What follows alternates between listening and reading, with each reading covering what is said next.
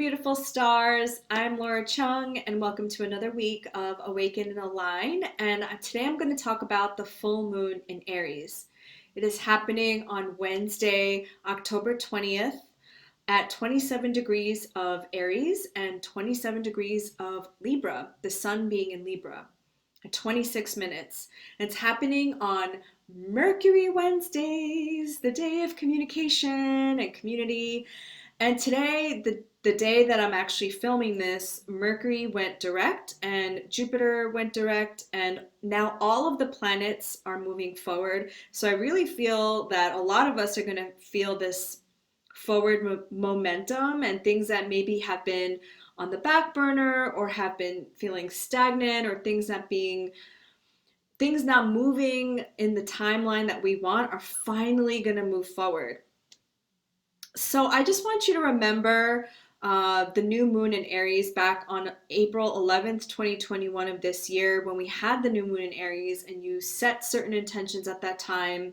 And at that time, it was really, actually, I love the Aries new moon because personally, I feel like that is the start of the new year.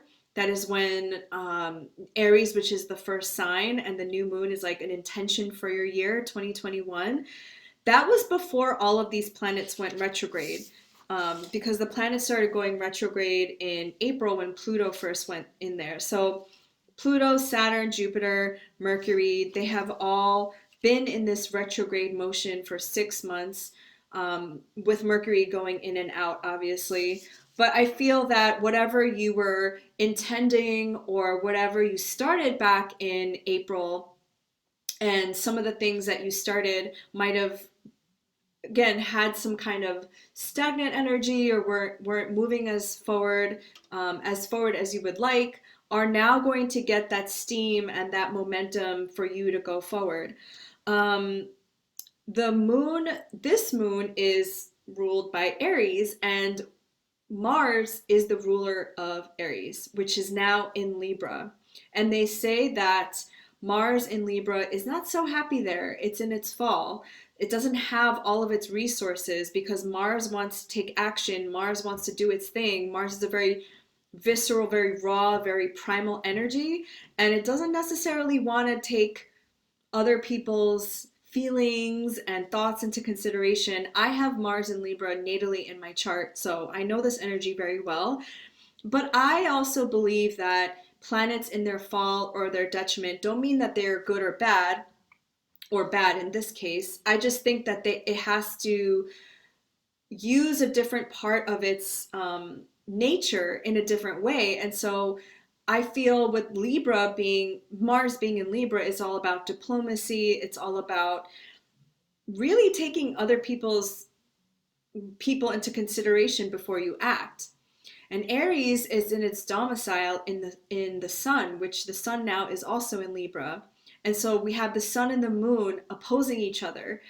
Aries in the moon being like, fuck everybody else. Like, I want to do my thing. Like, I'm sick of waiting for people. I'm sick of all this shit. I'm sorry about my language. I'm an Aries sun, so I'm tuning into my own energy of feeling I want to move forward. I want to do the damn thing. I want to do what I want to do, basically.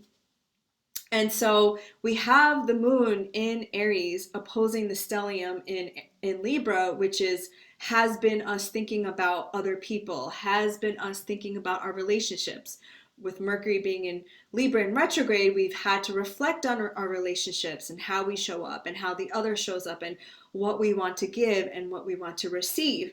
But now that everything's moving forward, it's like, okay, I have this understanding, I have this wisdom and this knowledge, and now I'm ready to break free, move forward. So the decan in Aries that this moon is happening in is the third decan, which is ruled by the Four of Wands. And the Four of Wands is Venus in Aries. And whenever you get this in a reading, it's super positive. It's all about celebration. It's all about a commitment. It's really finding what makes your soul light up, the match to your soul. So it could be a literal soulmate, it can be a desire, a passion, something that you feel that you've been on this hero's journey to find. I always think of Aries energy, because it is the first sign, because it is a fire cardinal sign, it's the sign that um, detaches from the mother and is like out on its journey to find itself, find himself, find themselves. And the Aries card in the major arcana is, ooh, I did that backward. This is the Emperor, which is also number 4. And the Emperor is an embodiment of having inner authority, that power and that passion to do what he, she, they want to do with their lives. It's also having stability and responsibility. Whenever I get this card in a reading, it shows me that this, whatever the intention is, it's going to be a very grounded and stable and very, it's going to be backed by empowerment and power and passion. The Four of Wands is an 11-11 card. It is, to me, it's a portal. It's a portal towards your happiness. It's a portal towards your whatever, again, sets your soul on fire, because fire is signified by the Wands energy. The Wands is, if you think about wands, right? I've been watching a lot of Harry Potter recently. The Wands directs energy. It creates something out of nothing. You use the wand as a conduit for your own intention and for your own energy. So you want to look at where, I use the tropical whole house system, but you want to look at where 27 degrees of Aries and Libra are in your specific chart. And I'm going to go through each of the rising signs as always. I recommend watching your rising sign because it'll give you a better idea of the area of your life and the house that this is activating. But if you don't know your rising sign, if you don't know your specific time of birth, you can watch the sun for your career and your work and the moon sign for your personal life. So I want to see if I forgot anything about this full moon. The reason why also this Mercury retrograde in Libra has been rough in general is because the Libra energy, the Libra stellium, has been squaring to the planet of Pluto that was retrograde in Capricorn. And Pluto is the planet of the underworld. It shows us our shadows. It shows us the deep truth. But in order for us to see the truth, we have to do a lot of excavating and digging. And it shows us these things through our outer realm. And sometimes we get triggered and we get sometimes rattled by the things that happen in our lives because spirit and the universe are trying to get our attention to look at something, a deep knowing, a deep truth that we are ignoring. So every time a planet in Libra has been squaring Pluto in Capricorn, it's been activating that trigger, that shadow, that wound that wants to come out. So first it was Venus, and now Venus is in Sagittarius, but this happened a couple weeks ago. Then it was Mercury, and then Mercury is going to do it again. The Sun, which is the energy that we're in now, the Sun squared to Pluto exactly yesterday, October 17th. And then Mars is going to do this on Friday, October 22nd. So I believe that this is a very powerful thing because, again, when we know the truth, it sets us free, it liberates us. However harsh, however hard the truth is to see. And when I talk about the truth, that means something specifically to you, whatever that means to you. For me, for a really long time, I was denying the truth of my feelings. I was denying how I truly felt about things. Certain things that had happened to me in the past, my childhood, my breakups, my old jobs and things that would happen, and I was forced to see the truth of how I felt about things through those events and situations that were mirrored again and repeating itself in my outer reality, and me just being like, why the heck is this happening again? What is it? It's not the universe was punishing me. It wasn't that I was being punished, but I was forced to see that, again, that thing that was manifesting in my outer realm. And it was painful because for whatever reason, humans only see when they go through a heartbreak, right? The Three of Swords, which I shared in one of my videos of the Three of Swords being that cracking open, and the cracking open expands your heart space so that you see the truth, so that you have expanded awareness of what's really in your heart. So I believe truly that these tenser aspects of friction, of conflict, of opposition, which is what a full moon is the sun opposing the moon, and the moon is reflecting back to you the truth of how you feel about something.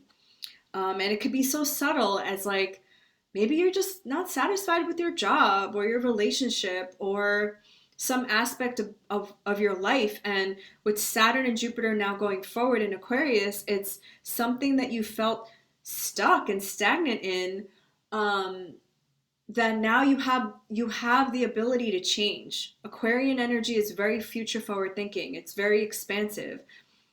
And if you have the opportunity and the privilege to have agency over your life, you have free will and you have choice, which many people on this planet don't have. So this is why I feel super passionate about sharing these things, because when you know, you can do better. When you don't know, obviously, you can't really blame yourself or have shame over it. But when you have the knowing and it gives you the opportunity to change something about your life, you can no longer blame other people, your circumstances, but hold that responsibility, the emperor energy, take inner authority for your life to make a different choice for yourself. Wow. With that being said, I'm going to start with Pisces rising. So I'm going to go backward this time and start with Pisces and ending at Aries. Dear Pisces rising, thank you for being here. I'm so glad you're here. I have been feeling this Neptunian energy because the moon was just in Pisces, and I'm loving it. I'm loving being in the fantasy world, and I feel like this is your energy all the time. So you're so lucky. So the full moon in Aquarius, the full moon in Aries is happening in your second house. And the second house is all about your self-worth, what you value, your finances, your money. And it's really where you find your independence and your quest for resources, what you value, and for a Pisces rising having Aries in the second house, it's very much you feel this energy of, I need to make my own money on my own. I need to have stability on my own, and this feeling of uh, getting after it in a very initiative, cardinal way. Aquarius is in your 12th house. That's why I said Aquarius in the beginning, because Saturn in Aquarius was just in your 12th house, is in your 12th house right now, moving forward, and Jupiter in Aquarius is moving forward now in your 12th house. And you had a little glimmer of it, of Jupiter being in your first house back in May. And now it's making its way towards your first house. And so Jupiter moving forward and making its way to your first house is going to give you this sense of expansion and a sense of self-knowing. Um, and with Jupiter also being your ruler, um, it's going to help you because Neptune in Pisces in your first house in retrograde has maybe made you feel foggy for a while, made you feel like, what am I doing? Who am I? And maybe feeling like a little lost. But have no worries, Pisces rising. With these planets moving forward, especially Jupiter, because it's your ruling planet, is going to give you a lot more clarity and a lot more self-knowing. That's the word that's coming through. And I mean, Pisces, you are like a dreamer. You are in the um, ethereal realms all the time. So that this time of retrograde, maybe you've experienced a lot of downloads, a lot of spiritual awakening moments. Because when we are in retrograde, right, we are uncovering the truth about ourselves. So let's see, for you, this full moon in Aries in your second house, I feel really that you're going to feel, okay, now I know what I need to do to help myself feel more resourced, feel more empowered in myself and the way that I'm showing up in the world. Maybe you've really tried to manifest more money, be more independent with your finances.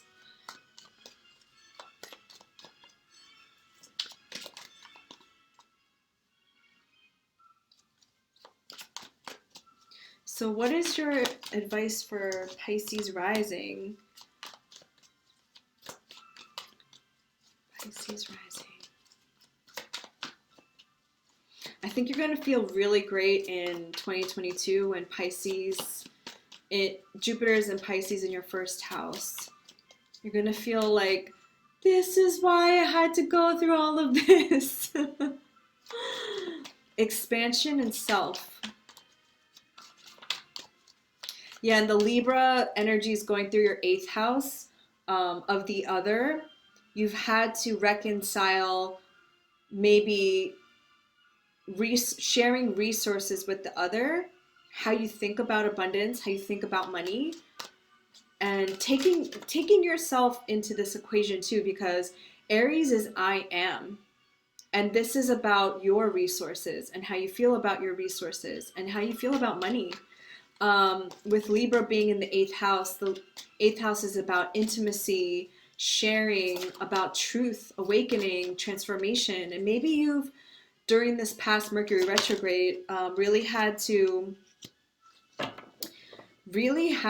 question these topics of the 2nd and 8th house topics, which is money, abundance, how well resourced you are, how secure and how safe you feel around these topics. Are other people meeting your needs? Are other people showing up for you? And money is so root chakra, right? It's so much about our security and our sense of safety. But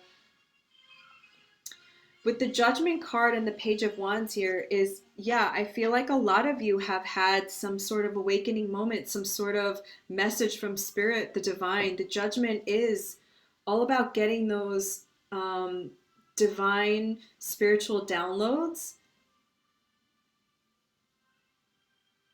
And sometimes when we feel foggy, like Neptune and Pisces being in your first house, when we feel foggy about the 3D, when we feel foggy about our life, it's because we're meant to turn more inward and find the truth within ourselves. When the outer world makes no sense, when we're like, I don't know what I'm doing, I don't know where I am, it's okay, it's normal. I have Neptune also in my first house natally, and it's always been such a gift and a curse because sometimes I feel, and it's square to my sun, so sometimes I feel like overwhelmed by the infinite ocean that is Neptune, and that all the access and all the information and all the downloads it offers me. And at the same time, it feels empowering because I have that gift. I have that gift of connecting to a higher realm, a different dimension, spirit, ancestors, downloads. The Page of Wands is about getting some kind of message, getting some kind of aha moment. And if this hasn't happened yet, then it will. Especially now, since Jupiter, your ruler, is going forward, you're going to get some aha moment, especially with Mercury too, that is going to help you going forward. and you're going to feel more embodied. You're going to feel more grounded in your reality. And I think the also an important thing to do as a Pisces rising in general is to maybe soak your feet, ground your feet, soak your feet in a salt bath, ground your feet on the earth, because Pisces rules the feet. And the first house is the self, yourself. So you want to make sure that you feel grounded in your body when you are going through these, like, I don't know, moments, this fogginess that Neptune brings, the fogginess that these retrogrades bring, so that you feel safe and that you feel grounded enough to make the decisions that will help you for your future. So the full moon in Aries, I really feel like it's all about having your needs met financially and also safety and security wise, and really releasing maybe the things that either limiting beliefs about what abundance and what money is, doing some like healing around that, the lack mentality, the scarcity mentality, but doing some kind of release ritual where you want to release old ideas and old thoughts um, about money and about worth and about abundance. Thank you, Pisces rising. Hello, Aquarius rising. This Aries full moon is happening in your third house. The third house is about our mind. It's our smaller community, our neighborhood, our siblings, social media, writing, journalism, learning, and possibly teaching. So, this full moon in your third house is a culmination of energy of releasing and also manifesting things that you want to do in this area of your life. Um, so, Aquarius, Saturn went direct in your first house, and also Jupiter in your first house. So, I really feel like out of all the signs, Aquarius risings are definitely coming into a more expanded understanding of self. Saturn is a planet of contraction. It makes us take a step back and look at how we want to show up in the long term. And then Jupiter is the planet of expansion and opportunity and luck. So in the last year or two, you might have felt this like push pull of like, I want to do this, but then pulling back. I want to do this and pulling back. With Saturn and Jupiter going back and forth, you're like, I want to do this thing, but Saturn making you contract a little and release things that don't serve you, and also your sense of identity with yourself. And Aries, again, is independence. It's I am. It's taking the initiative. And with this specific full moon, it's being like, fuck all of y'all. Like, I'm gonna do my thing. Um, and let's see here.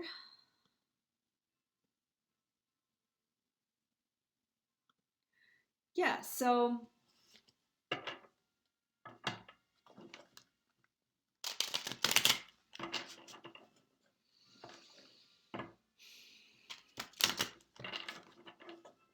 have you wanted to strike out on your own, maybe, with this third house full moon?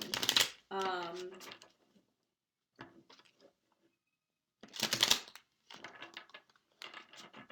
Showing up in a different way on social media? Have you wanted to start maybe writing a book or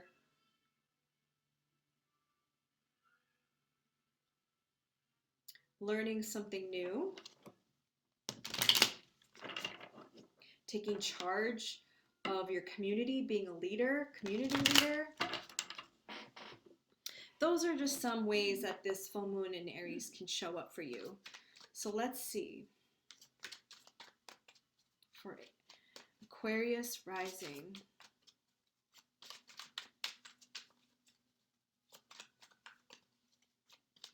I mean, being an Aquarius rising, you are on a quest for authenticity and for your individuality, and the third house, and the Aquarius, your Aquarius, the Saturn and Jupiter, those planets in your first house are in a harmonious aspect to your third house in Aries. So whatever natal planets, if you have any in the first and third houses of Aquarius and Aries, can be equally impactful during this time. This is a collective reading, so I don't know your personal charts, but let's see. For Aquarius risings. Oh, so many. Oof.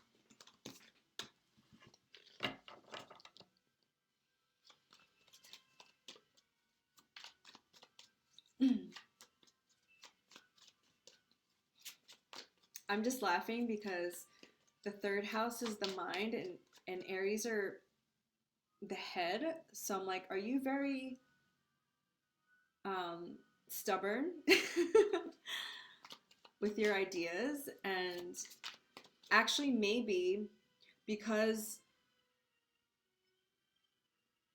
this is opposing your Libra house, you might had to take other people's thoughts in your community into consideration, possibly. And it will make you become a better leader in your community.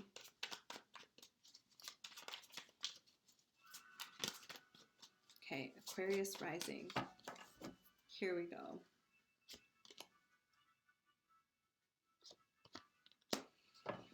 Ooh, okay. Like I was thinking, you want to be a leader in your community. You want to be a leader. You want to be a voice. You want to be a thought leader, somebody who is seen as an expert in their field. The Emperor is Aries energy. It's also somebody who is a CEO, somebody who has his or her or their own business. This is somebody who's incredibly independent, incredibly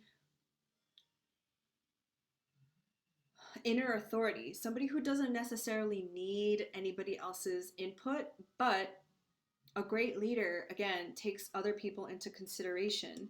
The Queen of Pentacles is somebody who is really good at making her own bag.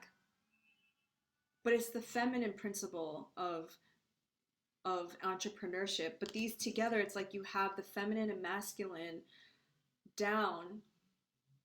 You've taken into consideration other people. If you have your own business, Aquarius rising, which I think a lot of Aquarians do because they don't necessarily like to take orders. They like freedom. A lot of Aquarian people work on the internet, work in an area of work that is independent but works with people, if that makes sense. Aquarians are very individual, like authentic to their individual self, which helps the collective, because we're all individual beings but in a whole, right? So if there was an advice here is to, when you are showing up as a leader, when you are showing up and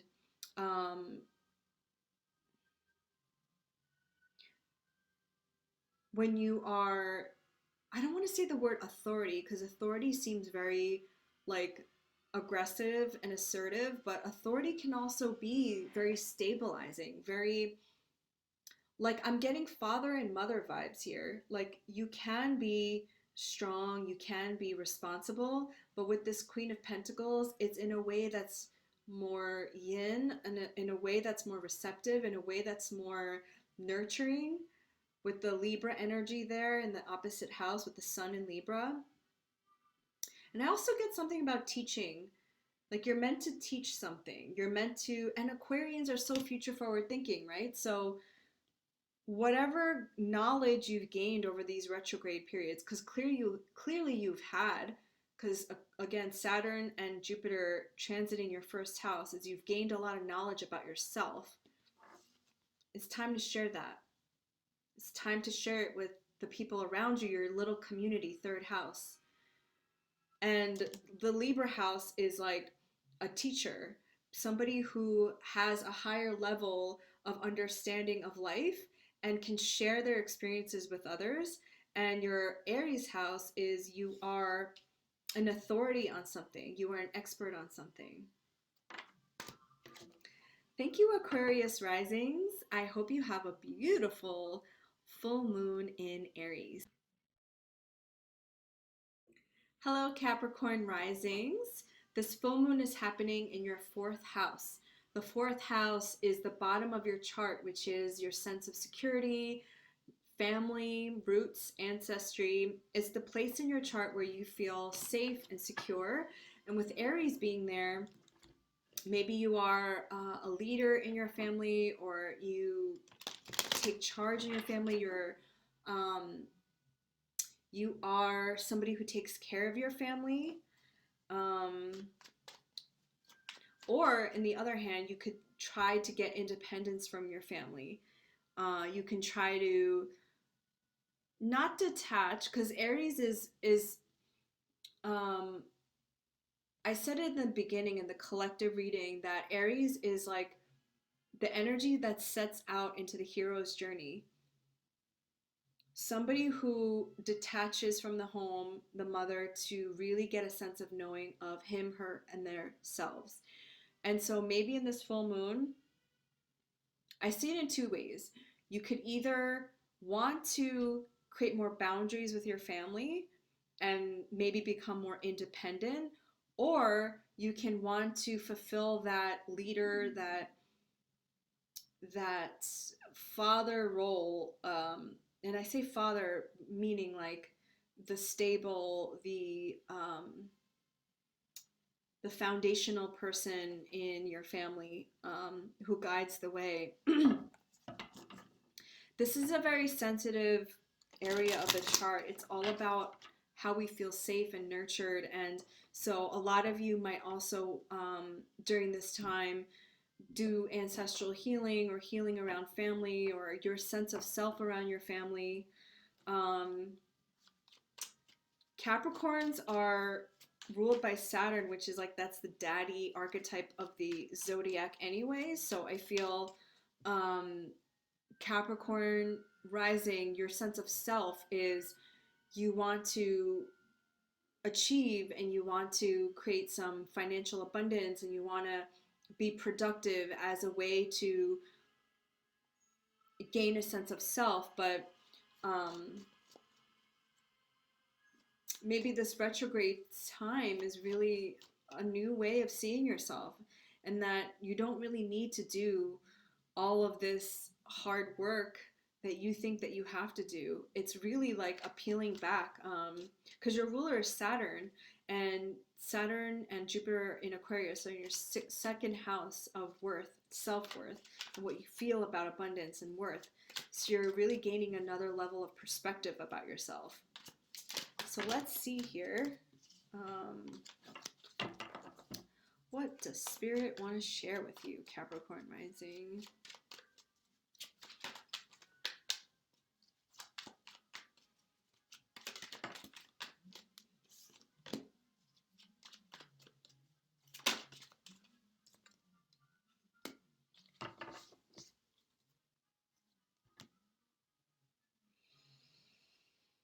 Okay, Capricorn rising.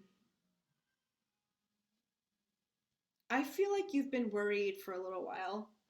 And I know that because I know a lot of Capricorn risings, and I feel because Saturn has, your ruler is Saturn in retrograde in Aquarius, but it also transited your first house all of last year. And I think that with Pluto and Jupiter uncovering something, structures and belief systems within yourself that you really had to look at, it really opened up a wound and opened up a way for you to see yourself in a different way. And some of that around, again, like the way you looked at life and the way that you metabolize things and how you look at money and you look at working and you look at like your ambitions and like why you feel you have to work so hard, and your sense of self is being shook. And Aquarius in your second house is asking you, his transit is asking you to see yourself in a different way, thinking outside the box, making money in a different way, and really loosening up the structures of your sense of being. And so you might have felt a lot of anxiety, and you might have felt a sense of like, what am I doing? I don't know who I am anymore. I don't have any faith. I don't know what to believe in anymore. But with this Nine of Swords, sleepless nights, worrying, anxiety, the Five of Wands, um,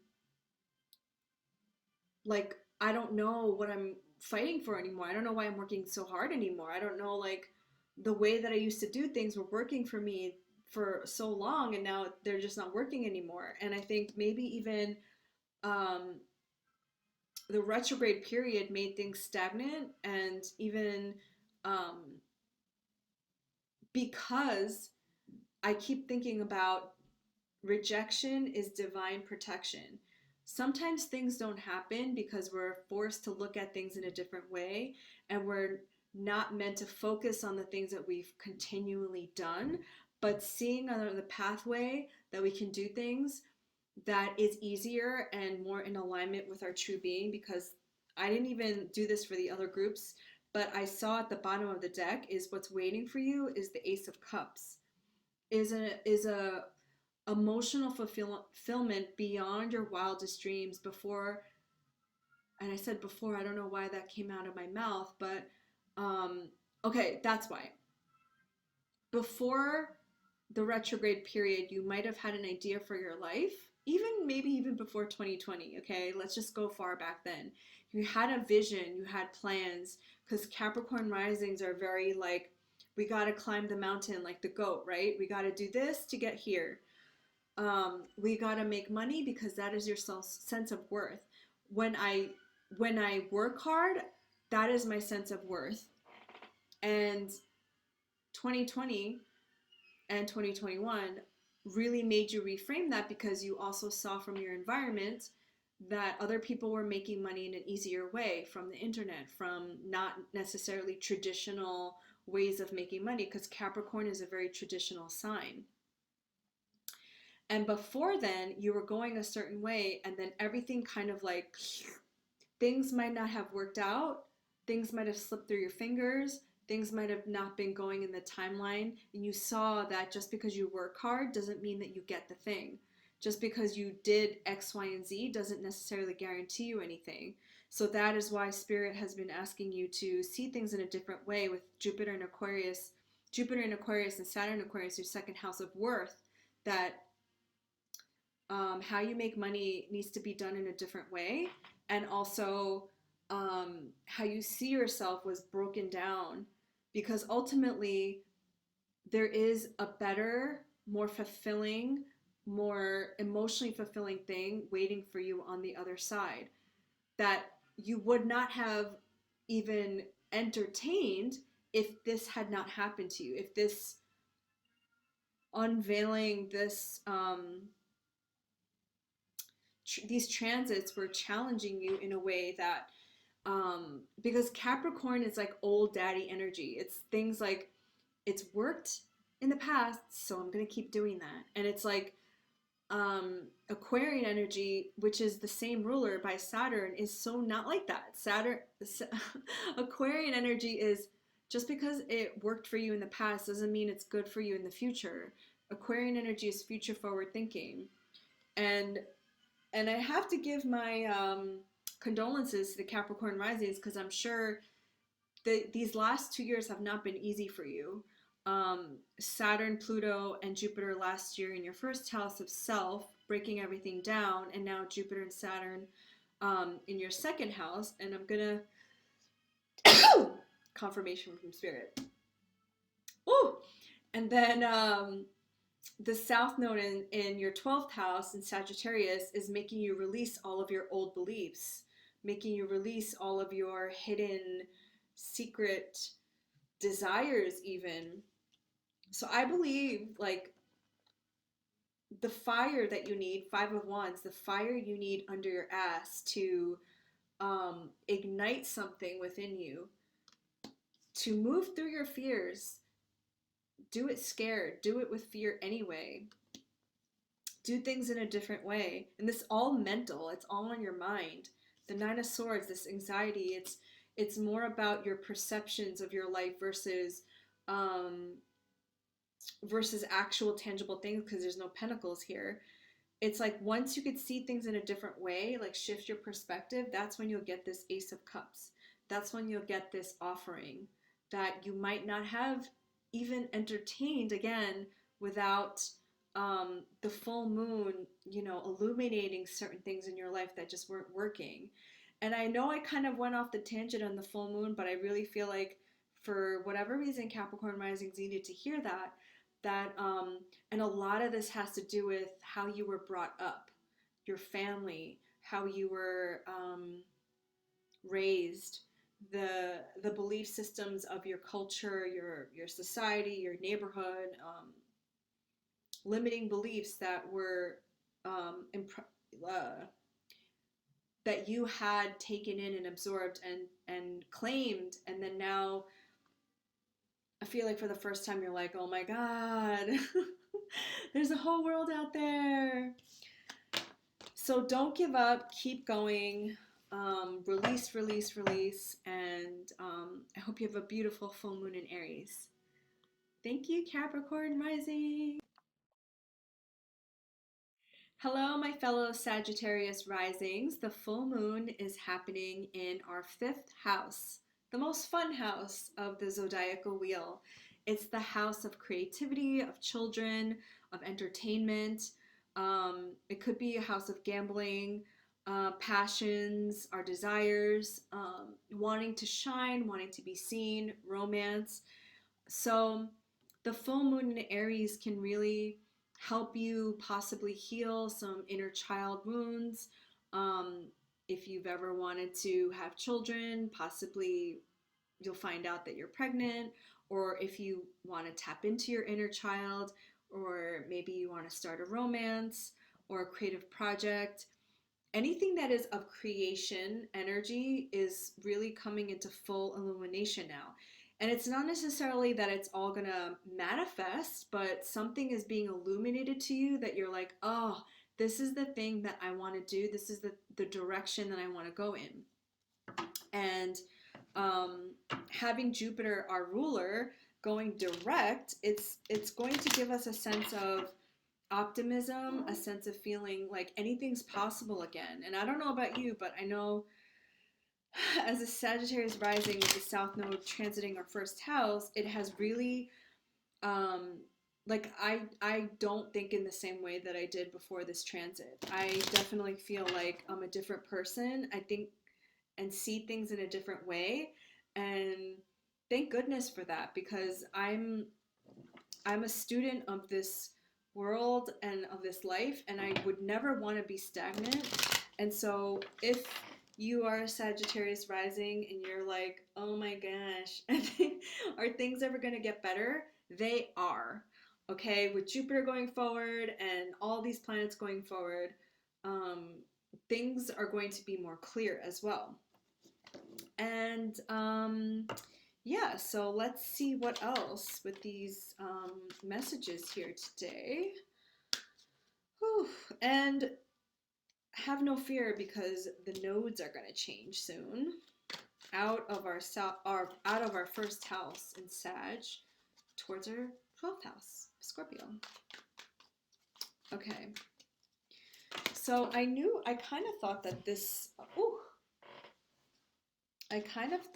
this reading would go in this direction. I just didn't know. I just wasn't sure. So, the 5 and 7 of Swords. The 5 of Swords is projecting your fears of the past to your future. And when I saw this card, I immediately thought of love life, because the fifth house is about romance, and Sagittarius risings have been having the first and seventh house activations, with the North Node being in Gemini in the seventh house, which is about the other relationships. So I'm feeling more romantic vibes with this, but take this as how it resonates. This card, Five of Swords, is Venus in Aquarius, and I have Venus in Aquarius natally in my chart. Venus in Aquarius wants you to move forward and not project your fears of your past relationships to your future. So this is saying, like, okay, release whatever happened in the past. And full moons is about releasing. It's releasing the past. It's releasing what has happened to us so that we can move forward with what we're meant to do. Okay? And then the Seven of Swords is some kind of secret, some kind of deception. Maybe you've been burned in the past. Maybe you've been like cheated on, or some secret came out. But I feel like Seven of Swords is more like, it's really being honest of the possible deception within yourself of how you feel about somebody or how you feel about love in general, and being honest with yourself.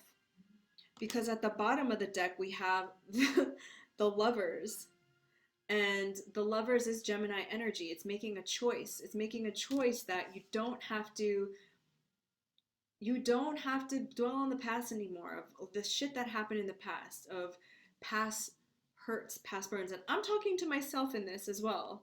And I see here the Emperor keeps coming out in most of the readings, taking charge, being that Emperor, having that inner authority, that you know that you've gone through certain relationships and certain things in the past to help you learn more about yourself. That's what relationships are. That's what this North Node in Gemini in our seventh house is actually trying to teach us, is having curiosity, having a different perspective about our relationships from the past. And Mercury in retrograde in Libra in our 11th house is all about people, groups, community.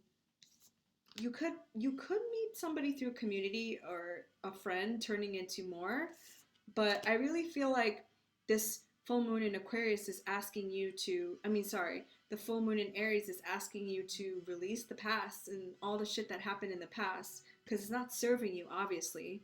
And I think all of us Sagittarian risings have done that work over the last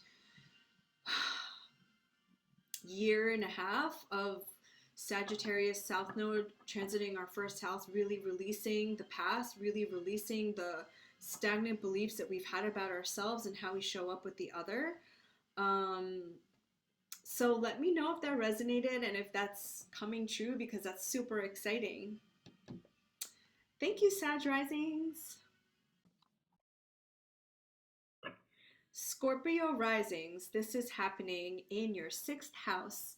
The sixth house is being of service, of day-to-day habits, of health, of work, of coworkers. So this full moon in Aries is possibly asking you to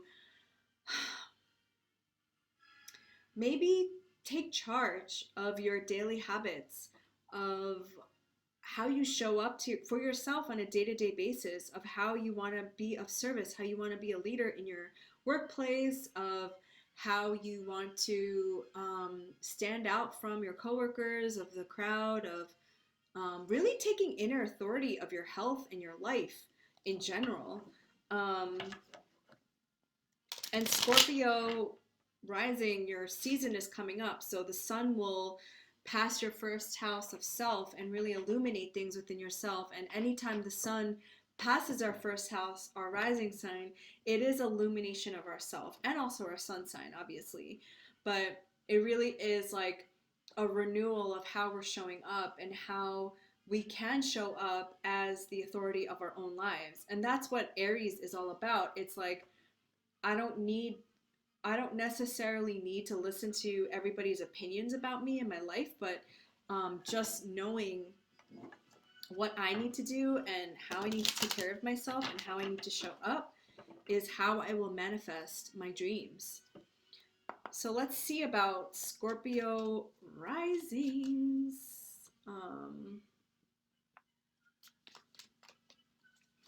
And I'm going to talk more about this in future videos, but we're going to have a shift in the nodal axes of the South Node being in Scorpio and the North Node being in Taurus. And so the South Node being in Scorpio is going to be transiting your first house. And I feel like I can talk about this because the South Node in Sagittarius has been transiting my first house.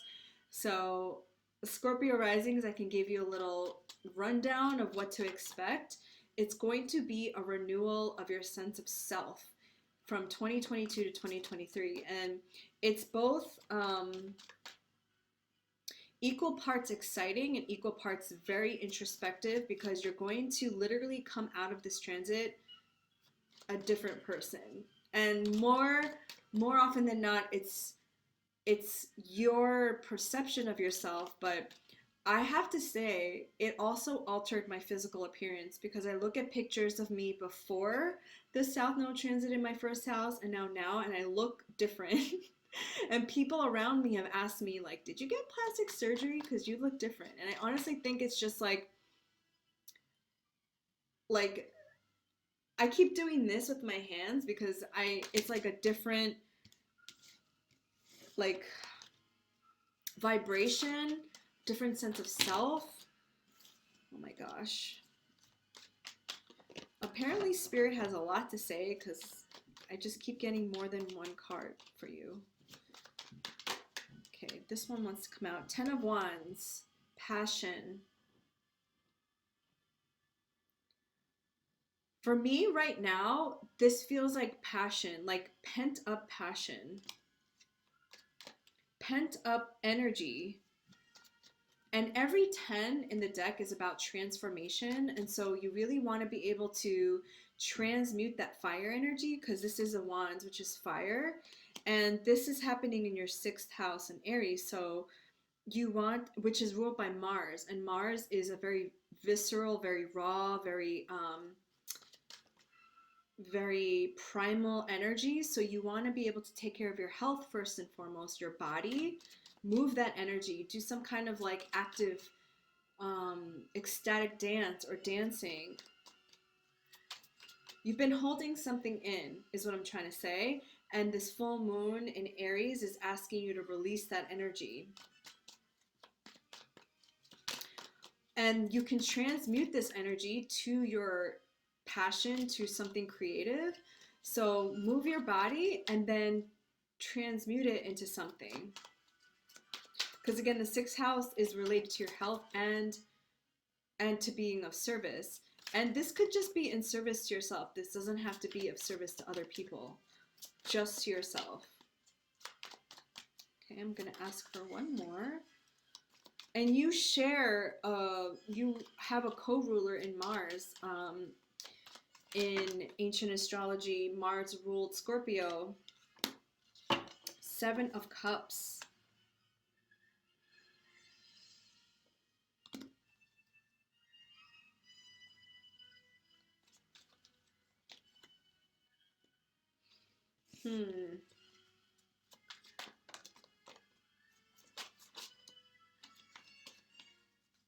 Not knowing what direction to take. That is like not knowing what direction to take, because you might have felt like stagnant, you might have been pressured or overwhelmed. The 7 of Cups talks about having a lot of choices, but also being really confused by those choices. Not knowing necessarily like where to go, which avenue to take, which cup to take, because maybe you've been overburdened by responsibility of some way, maybe work. Maybe your work is overwhelming you and not having enough work-life balance. But when you can move through this energy, release this energy, you'll have more clarity on which choice to take. With the Ace of Swords here, you're going to get more clarity as you move your body, move your energy, allow yourself to breathe, allow yourself the space, so that you know what choice to take with the 7 of Cups.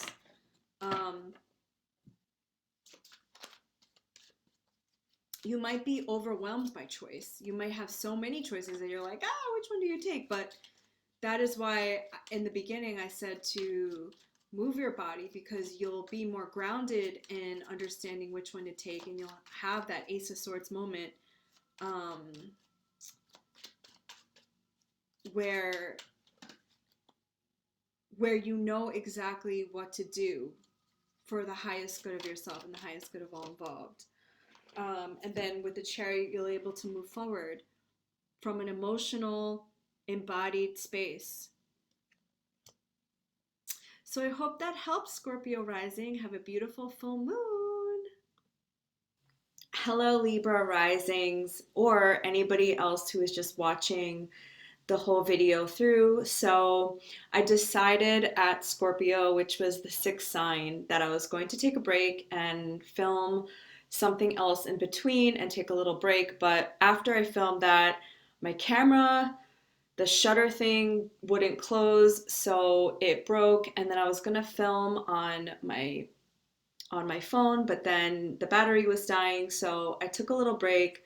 I ate some dinner. I went for a beautiful walk in the moonlight, and decided to change my clothes, get a little more comfortable, pour myself some tea with my little owl cup here, and it ended up being actually better because I feel cozier, I feel more comfortable. I have a couple of candles lit here, and I could see the almost full moon from my window. So Libra rising, I am in a different energy vibe for you, which I think is a beautiful thing.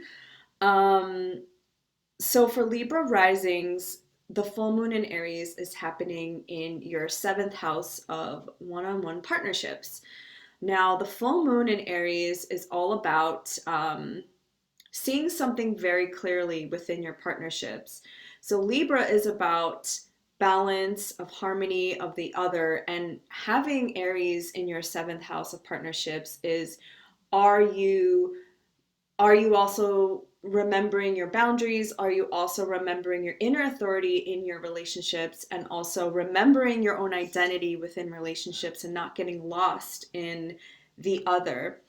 I'm an Aries sun, so oftentimes I look at my Libra house to make sure that I'm not running the entire show, and then I am always taking into consideration the other. And for you, Libra risings, I feel like it's the opposite. It's making sure that you are maintaining your own identity, your own sense of authority in your one-on-one partnerships. And this doesn't have to be romantic. It can be any one-on-one partnership, even business, and any one-on-one relationship that you have in your life. So maybe you're getting an illumination of certain boundaries that you want to set, some things that you want to communicate with the other. And I really feel like, well, this is your season that we're in currently, and the Sun, Mercury, and Mars are currently transiting your 1st house of self. And so with Mercury being in retrograde in your 1st house of self, you had to really go inward and look at how you show up in your relationships, your own identity in your relationships. What do you want? What do you need? What do you need to feel seen? And are you communicating that with your partners? Mars being in Libra in your 1st house is, Aries rules the planet of Mars. It's, do you have diplomacy? Libra is also this energy of, I believe it's the energy of change because it's a cardinal sign. It starts the fall season. So in order for there to be harmony and balance, there has to be some kind of change. It can't just be stagnant, right? Because in order for us to compromise and get what we want, we also have to communicate and we have to be heard, which is why Libra is an air sign. It's something that we have to express and that we have to come to a conclusion within ourselves. And the Sun being there is really giving the spotlight to yourself and having you want to feel seen and want to be heard. So this is, I mean, every time the sun and these planets move into our personal, um, first house, either the ascendant or in our sun sign, and also in our moon sign, it really illuminates things. It really shines a light onto things that we, about ourselves that maybe hadn't been seen before. So for Libra rising in the seventh house, any extra guidance? And maybe these were certain intentions that you also set in the new moon in Aries in April of your partnerships, of long-term relationships that now you're really seeing fully come into culmination within yourself. Because our understanding of ourself, first house, is always a reflection of the seventh house, of the other. And oftentimes, when we are discovering ourselves and healing within ourselves, the other person in our lives, either our counterparts, our family, our friends, mirror back to us the things that we need to see, the shadows that are being manifested in the other person. And that's not always easy. It's actually quite difficult sometimes, especially if the other person is not on the healing in the self-awareness journey. Sorry, my chair is creaking. Then it's a little bit more difficult for them to understand possibly what it means to truly be in a spiritual relationship with another person. And it's interesting because the Two of Cups, which is the other, union with the other. And of course, for you, this is happening in the seventh house. And I feel that a lot of you have really come to some kind of conclusion, some kind of awakening, some kind of aha moment, especially with Mercury in Libra coming forward now in your first house.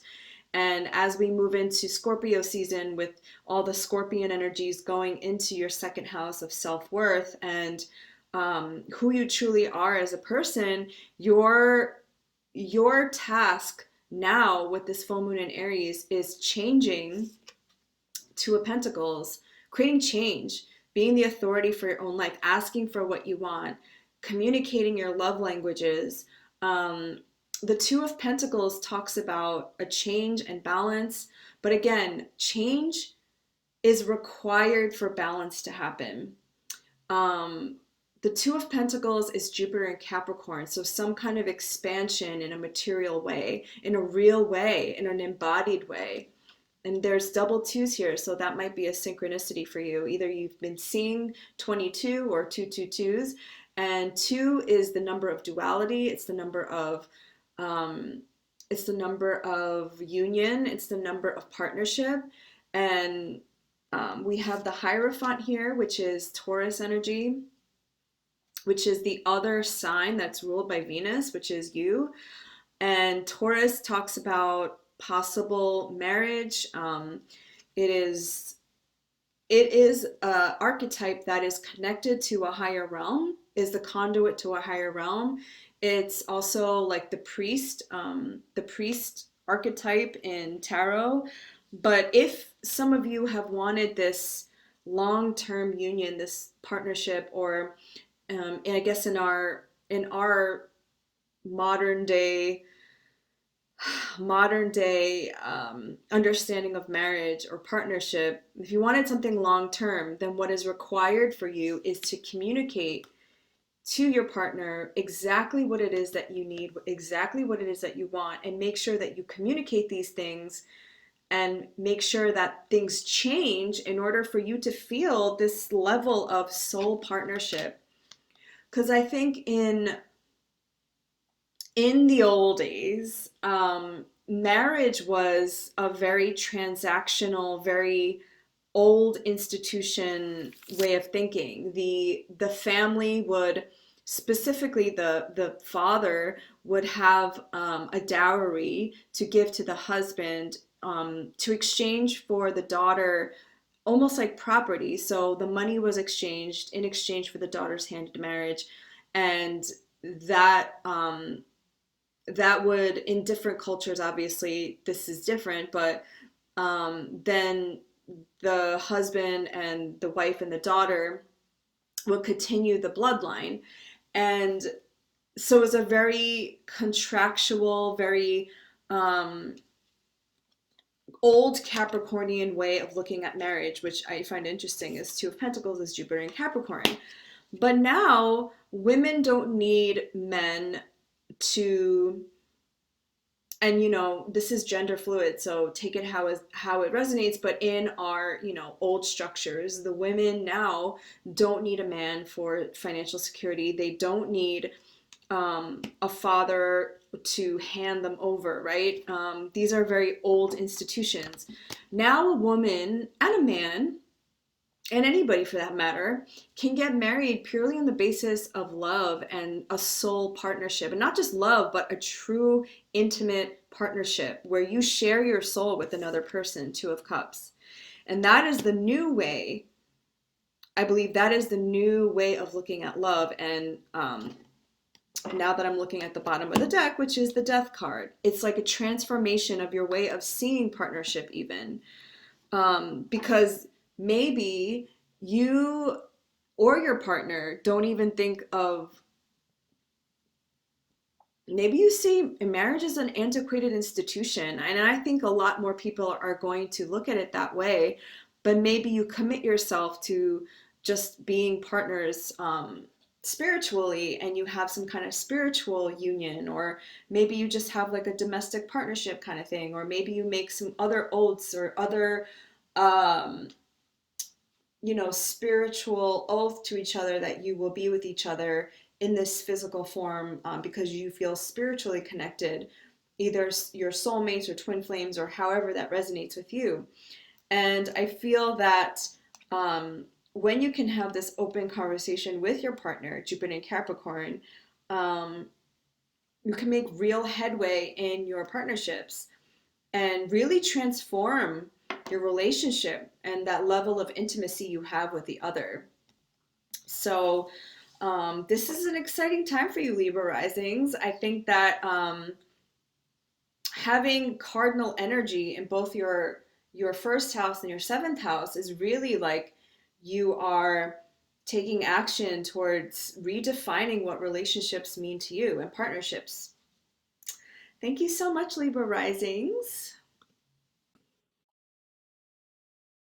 Hello, Virgo risings. The full moon in Aries is happening in your 8th house of intimacy, of death, rebirth, transformation, of other people's resources, and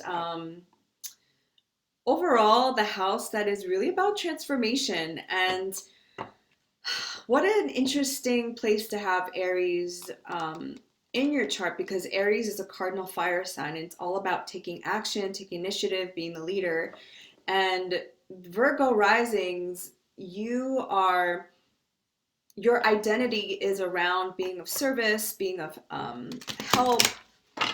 You are the natural healers of the zodiac. So I really feel that Virgos in general, any kind of Virgo placements, are always on the quest for, you're the editors as well. So you definitely, and I'm generalizing here because obviously, like, make sure that you look at your personal natal chart and see other, other, you know, your sun, moon, and other personal planets and outer planets that are in Virgo and also in Aries as well.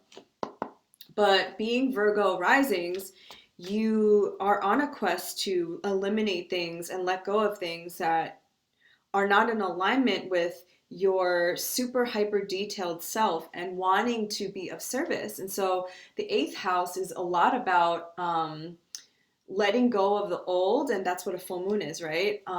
So that you can make space for the new to come in.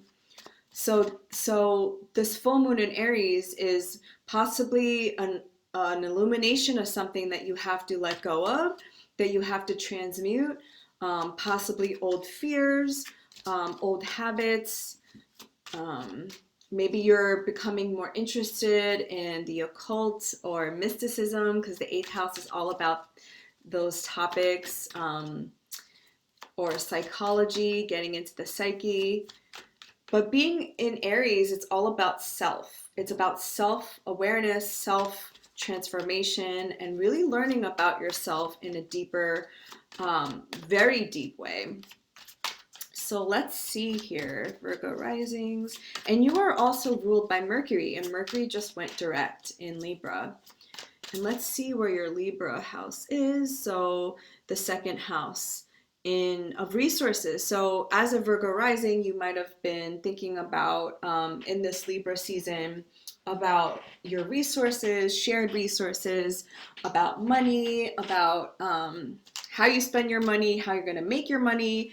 And this full moon in Aries will help you as well, because the second house is all about how you make money, what you value, your own resources, and the eighth house is other people's resources.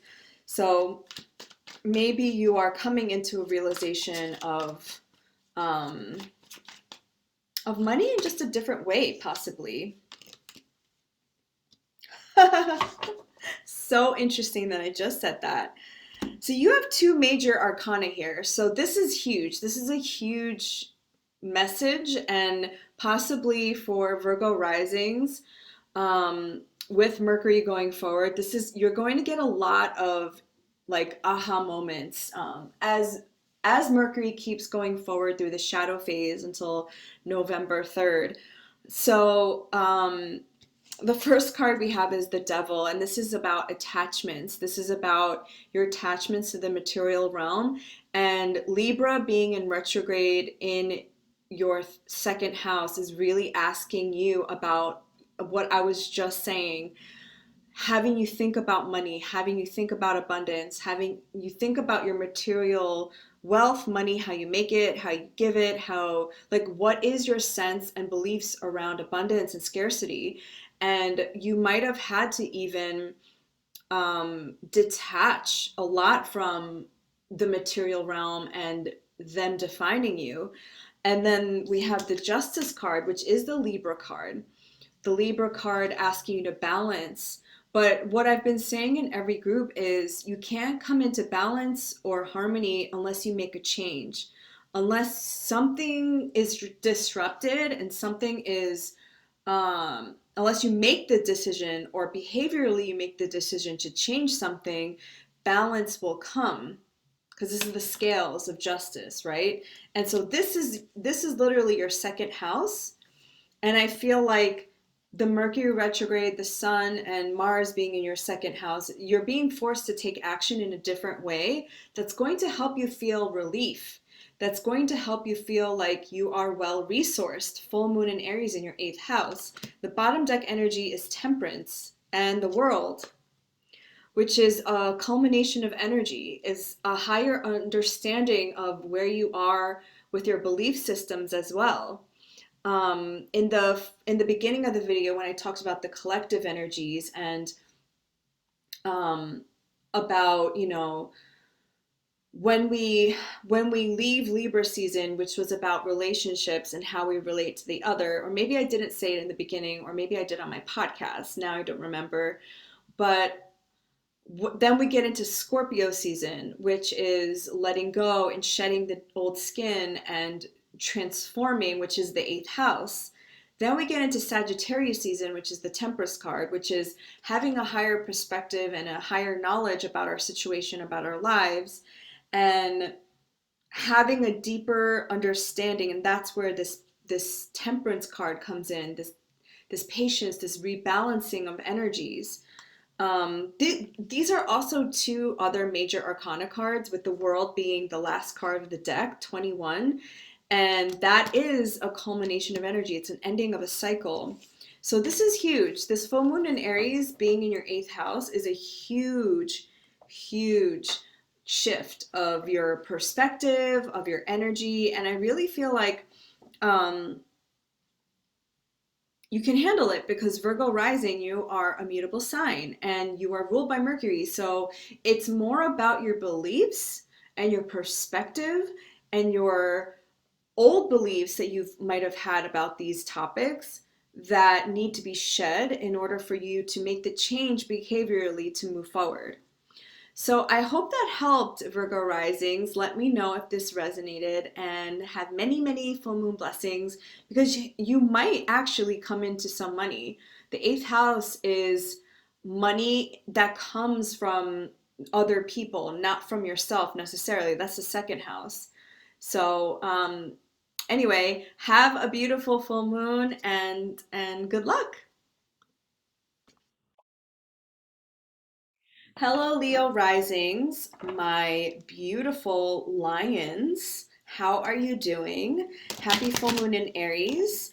This is happening in your ninth house of higher learning, of foreign travel, of mastership, of teaching, of the judicial system. I'm still under this Mercury retrograde shadow. I said this to the Libra rising group, but I had to change. I had to take a break because I was having technological difficulties, and that's why the quality of this video has gone down a little bit because I'm filming at nighttime now, which I don't normally do.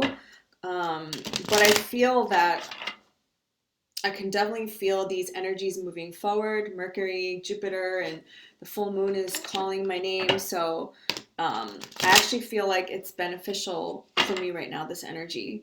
So the ninth house,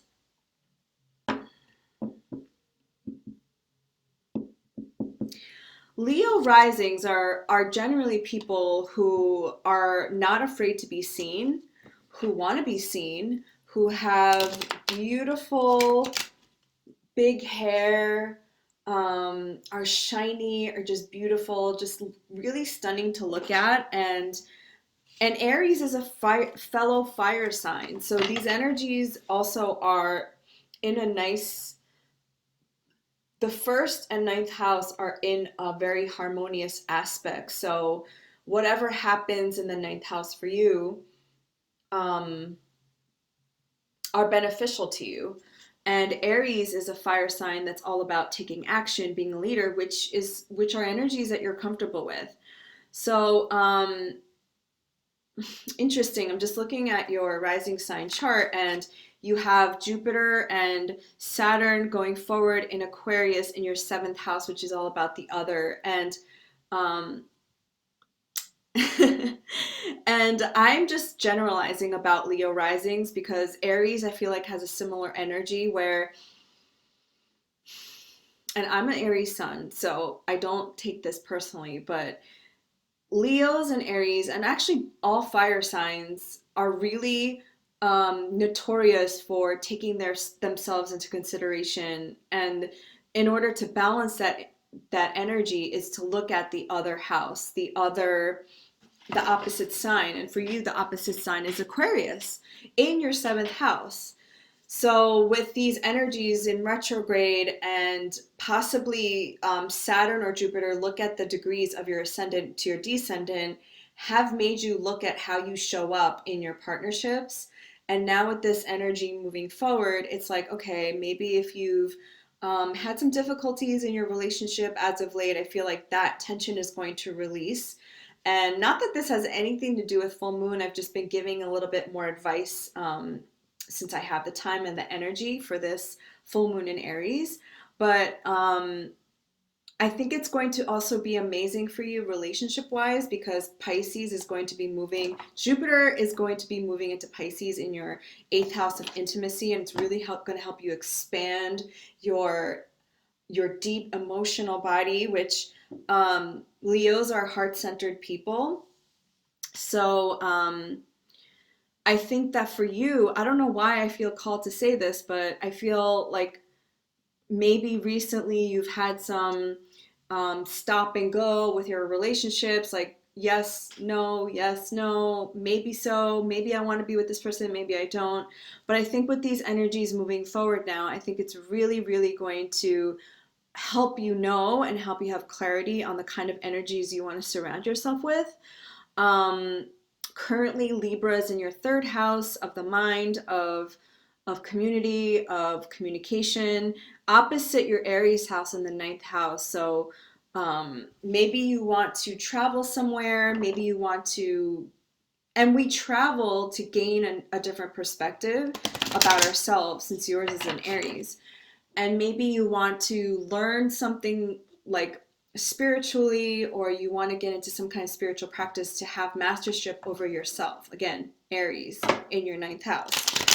So the full moon is a culmination of energy, it's a releasing of energy, but also it's related to manifestation. So if you've been manifesting a visa or some world traveling, or you've been wanting to travel in general, even though not sure how travel is around the world, you might actually get the opportunity after or around this full moon in Aries. So let's see for you, Leo risings. What is the message for you? And you are ruled by the sun. So wherever the sun goes, that's where you point your attention to.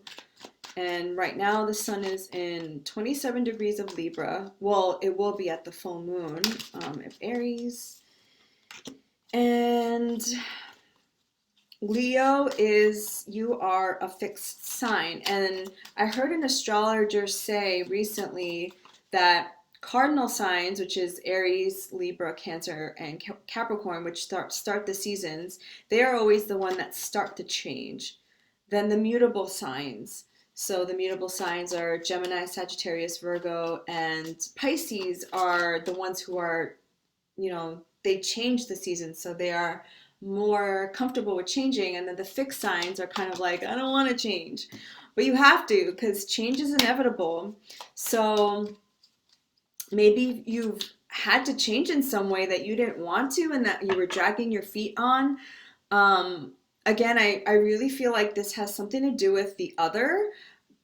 I don't know why that's coming through.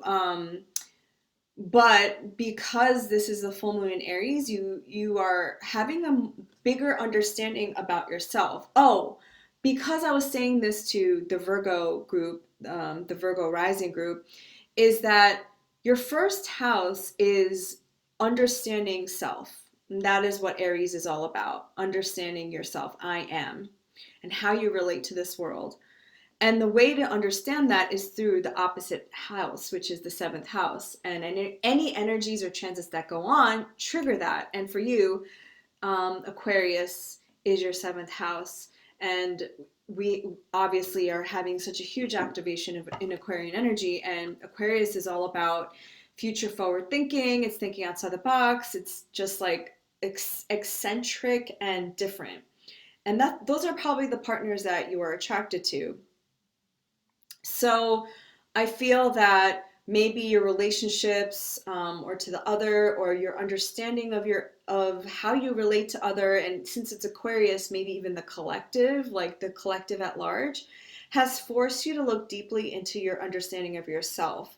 So this is why I feel the Four of Cups, you felt some kind of like maybe apathy, or maybe you felt like depressed or a little sad, which is so unusual for a Leo rising. But this is feeling the feels, like feeling a little lost, feeling a little like, what is happening? Why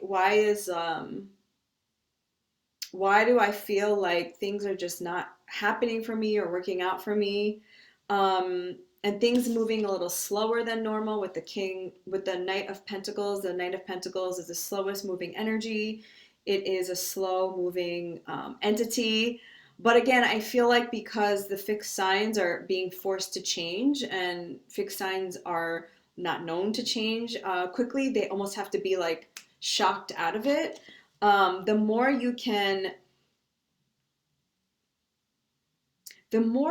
observe how the collective, again, Aquarius in your opposite house, and the other, your relationships, are reflecting back to you some of maybe your shadows or some of your unconscious behaviors, you'll get a better understanding of yourself. And this is why relationships, Mercury retrograde in Libra, is so important, because our relationships are how we learn about ourselves, the triggers, the wounds, and even the people that have left our lives or who have hurt us. They teach us so many things, even though at the time you're like, I don't want to really learn this lesson.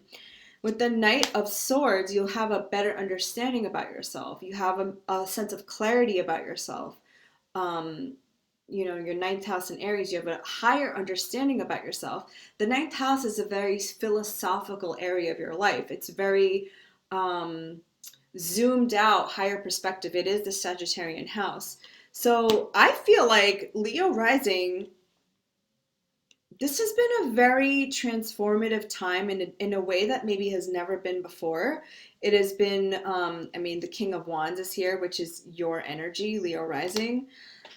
And it probably humbled you. It probably made you become humble in a way because certain things weren't moving in the way that you wanted. You weren't getting what you wanted. Leo risings are automatically like magnetic, and a lot of actors and actresses, a lot of famous people have Leo rising because it is like the house of self. And when you are shining and the sun is beaming itself onto you, it's like, your shit don't stink kind of thing. But I think you're being humbled for the first time, which we all have experienced, by the way.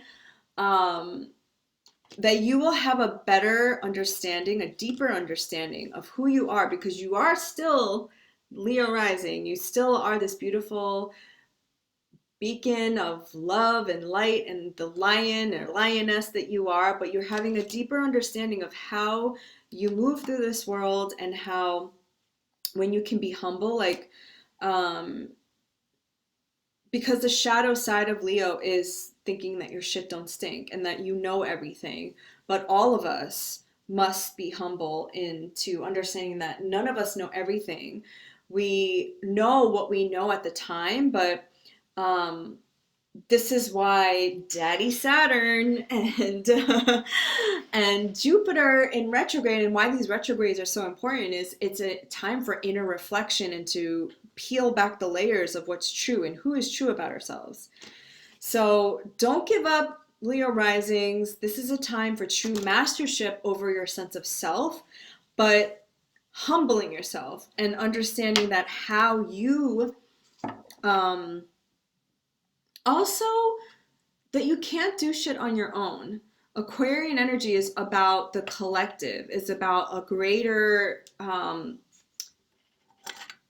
about the greater collective at large, and how you show up affects other people. So and that's needed. We need leaders who understand that concept of not me but we. So anyway, I hope you have a beautiful full moon. Thank you, Leo rising.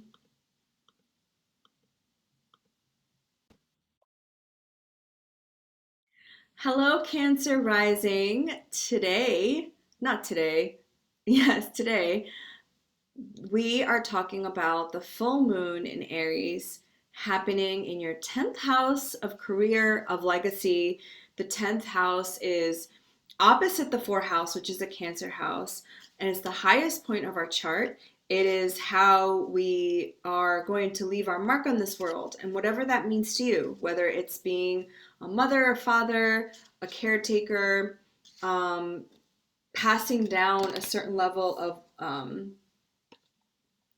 knowledge and wealth to future generations, or maybe you want to build a big ass company.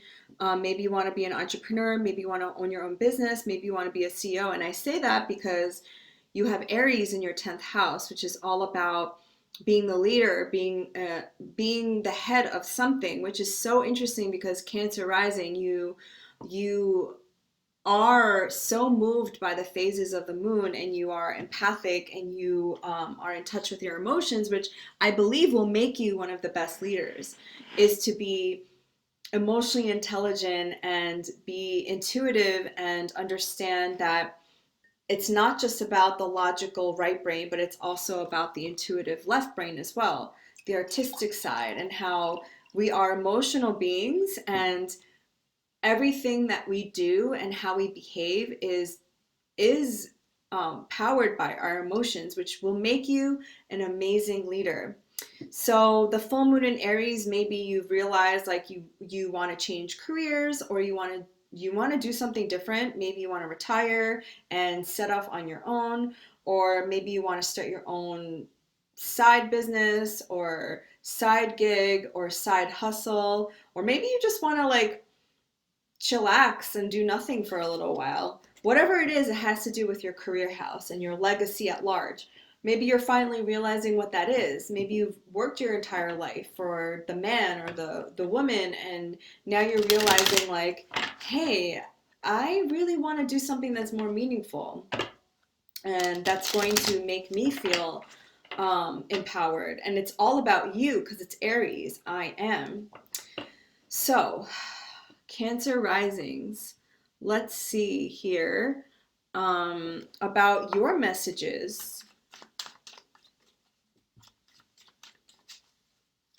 And if you've never asked yourself in your life, what legacy do I want to leave in this world? Because each of us has a destiny. Each of us has something that we want to bring to this world. And maybe you've never even had the opportunity to think about these things. So, especially if you're a parent, right? And you've never looked at your life as your own, but you've been taking care of people, this is the time, Aries. It's like you need to take care of yourself too. You need to have your own dreams. You need to have your own wishes and desires.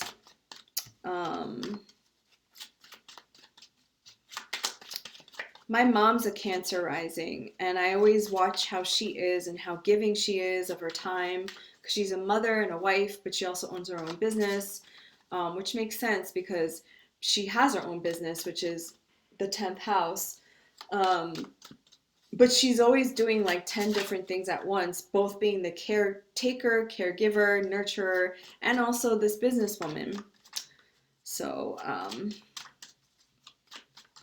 I understand Cancer rising energy very well. Okay. Wow. It's so interesting how the cards are truly matching what I'm saying. And I never introduced this deck in the beginning, but it's the Sante Muerte Tarot, which is inspired by Dia de los Muertos, the Day of the Dead.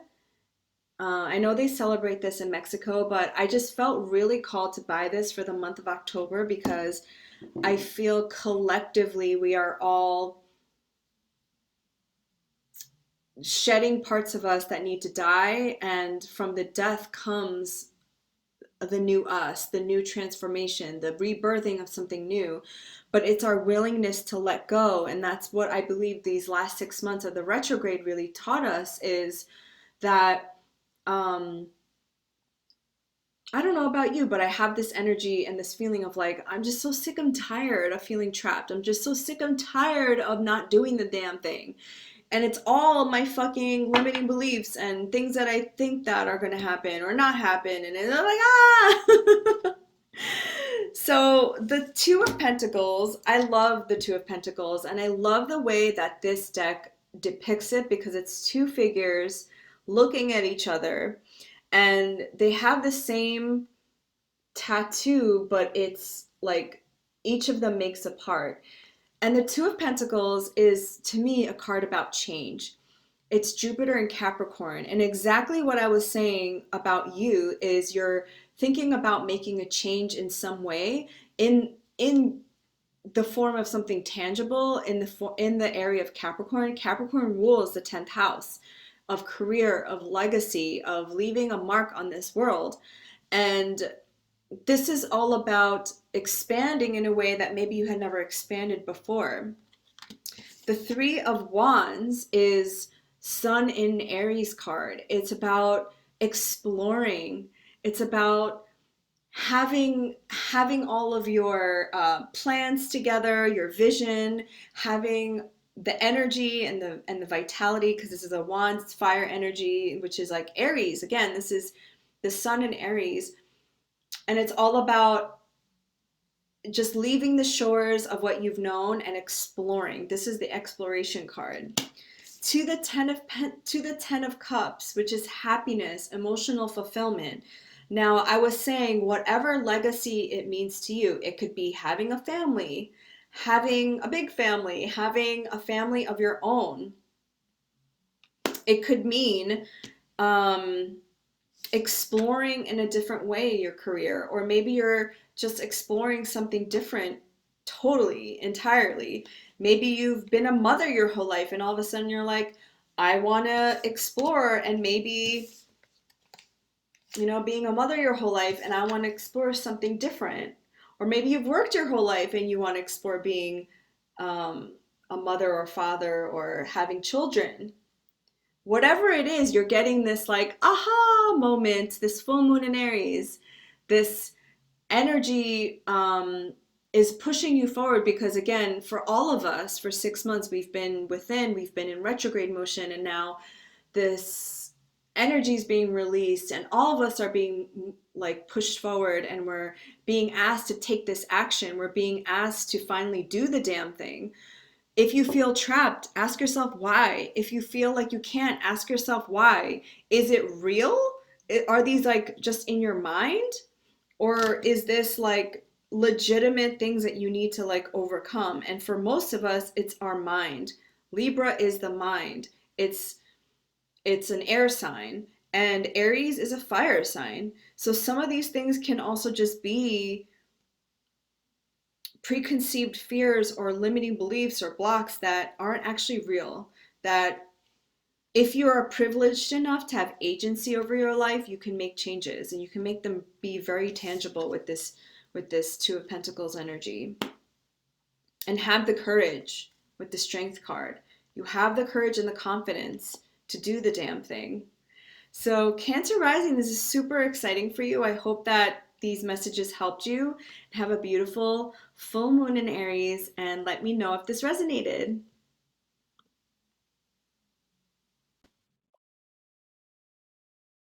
Hello, Gemini risings.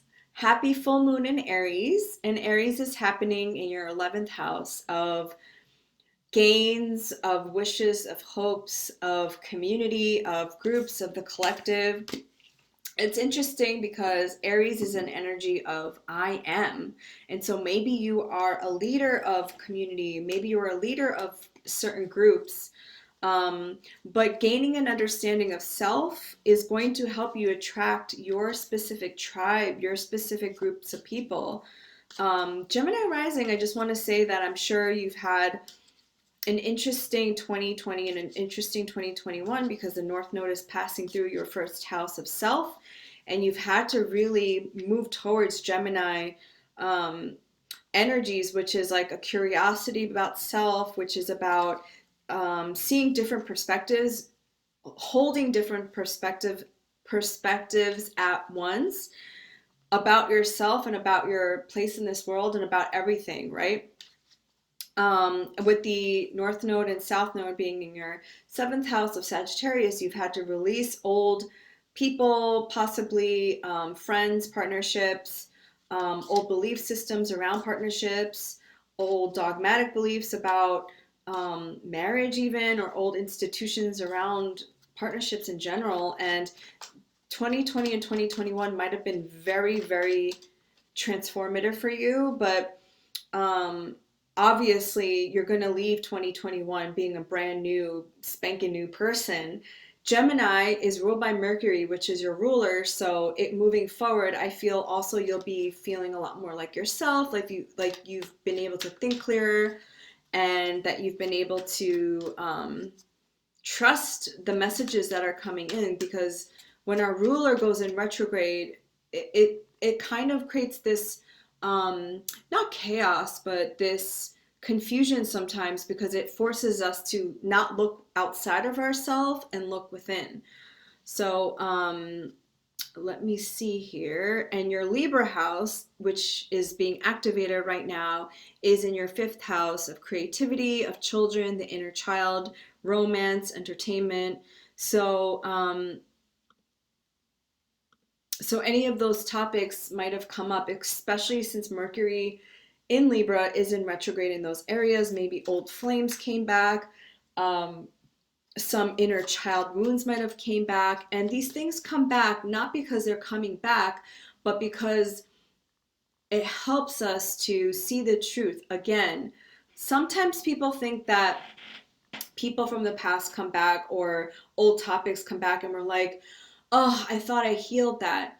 But it's not that it's coming back to mess with us, but we have a different perspective and understanding of why certain things happened, and to reinforce the growth that we've gone through.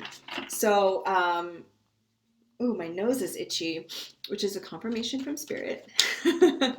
So let's see what messages are coming through for you. And I don't downplay how hard it must have been, because Gemini rising is my opposite sign. So I just know how when these nodes transit these very significant houses of self, it's like, who am I?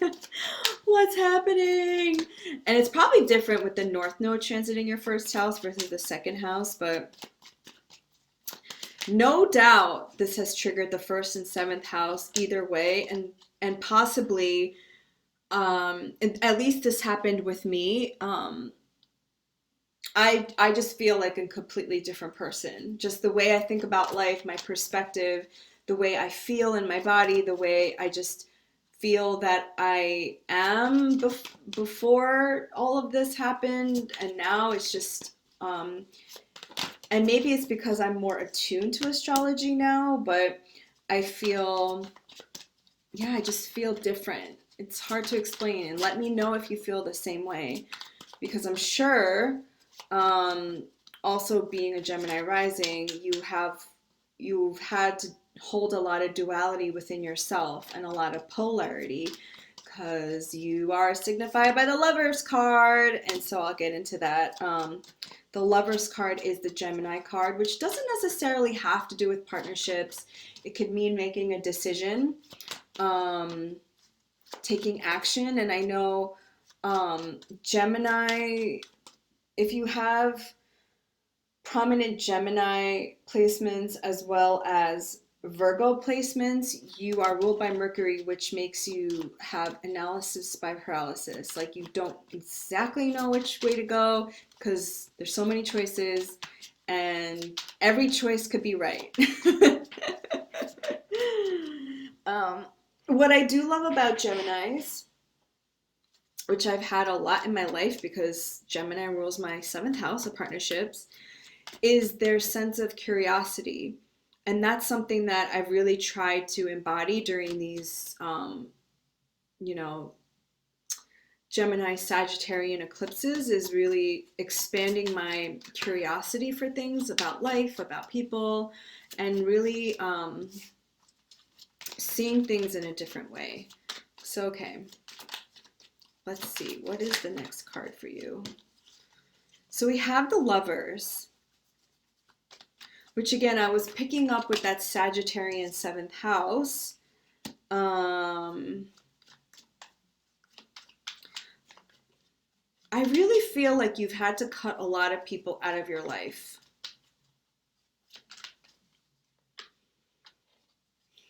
And this message might be specifically for one person watching, and I tend to let them come through because that one person might need to hear it. And I feel if I can help one person, then I can help make a ripple effect in some way, even though this is obviously like a general collective reading.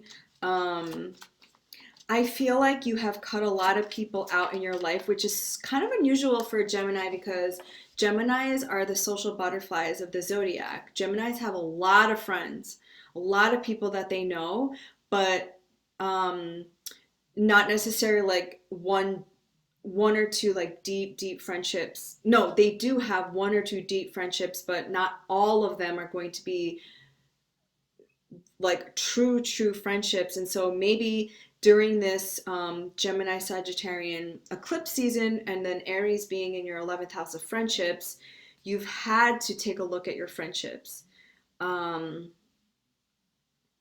You've had to examine who is in and who is out. You've had to examine who is worth my time and my energy and my space. Who do I want to be intimate with? Who do I want to share my life with? Who's actually fucking there for me, right? We have the Lovers and the Queen of Swords, and the Queen of Swords is a feminine archetype who cuts through the bullshit, is an advocate for truth and authenticity. Somebody who is like, no, like, this isn't an emotional thing. Like, I just want to cut through the bullshit. This could be your energy, Gemini, Libra, or Aquarius. It's very like cold in a way, but not like emotionless. Just like, let's just get to the straight facts here. Like, you're either my friend and I'm communicating with you like what I need in a friendship or a relationship, but this is the other. This is your relation to the other. And if you're not going to be there, then it's okay. Like, no harm done, no foul play. Not really an emotional kind of thing, because Gemini is also a fellow air energy to the Queen of Swords, and this is your card, you know, the Lovers. And it's really made you have inner authority about how you show up for the collective as well, because 11th house is groups and friendships. And maybe this will help you rise above and understand like who's really important to you and who's not important to you, and who you want to like who you want to spend your time with, and who is worth it as well, who is worthy of your time. Aries knows themselves so much because it's I am, that it can, he, she, them can be the true leader because they don't allow other people's bullshit, other people's belief systems to impede in the way that they show up. They're the initiators. And Gemini risings, I get the sense that a lot of you do want to be a leader in some way, but maybe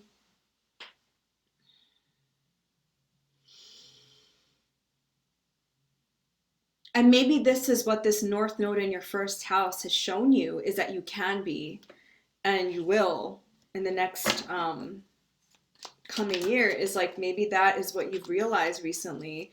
And this full moon in Aries is really highlighting that for you.